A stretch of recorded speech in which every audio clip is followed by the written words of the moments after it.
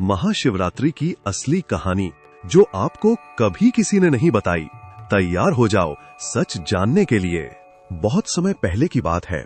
एक जंगल में एक कठोर शिकारी रहता था। उसका नाम था गुरुद्रोह।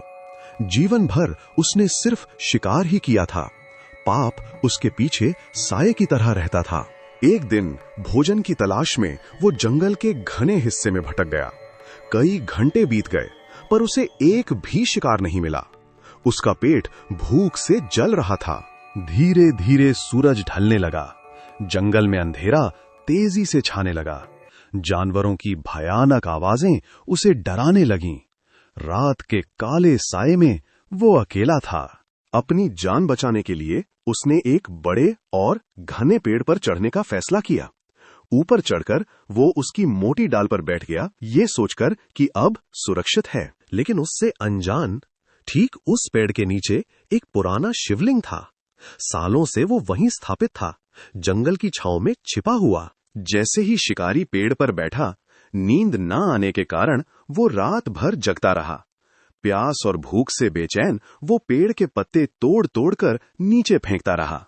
हर पत्ता, हर बूंद पानी जो रात की शबनम से गिरती सीधे उस छिपे शिवलिंग पर जा गिरता। उसका हर अनजाना कर्म शिव की भक्ति में बदल रहा था। पूरी रात उसने अनजाने में शिव की पूजा की। उसके पाप धुलते गए। शिव उसकी निश्चल भक्ति से इतने प्रसन्न हुए कि उनका मन करुणा से भर गया। सुबह होने से पहले एक आकाशीय प्रकाश चमका। भगवान शिव स्वयं उसके सामने प्रकट हो गए। शिकारी की आंखें आश्चर्य से खुली रह गई। शिव ने उस मोक्ष प्रदान किया और उसके सभी पापों को क्षम कर दिया। एक पापी शिकारी अपनी अनजानी भक्ति से भगवान का प्रिय भक्त बन गया। तो देखा, महाशिवरात्रि का असली महत्व श्रद्धा और भाव में है, ना कि दिखावे में। भगवान को सिर्फ आपका निश्चल मन चाहिए और कुछ नहीं। अगली बार जब आप महाशिवरात्रि मनाओ तो याद रखना, पूजा सिर्फ रीति रिवाजों तक सीमित नहीं, वो आपके हृदय से निकलती है, शुद्ध और सच्ची। ऐसी और ज्ञानदायक कहानियों के लिए अभी सब्सक्राइब करो, बेल आइकन दबाओ और कथा सागर को फॉलो करो।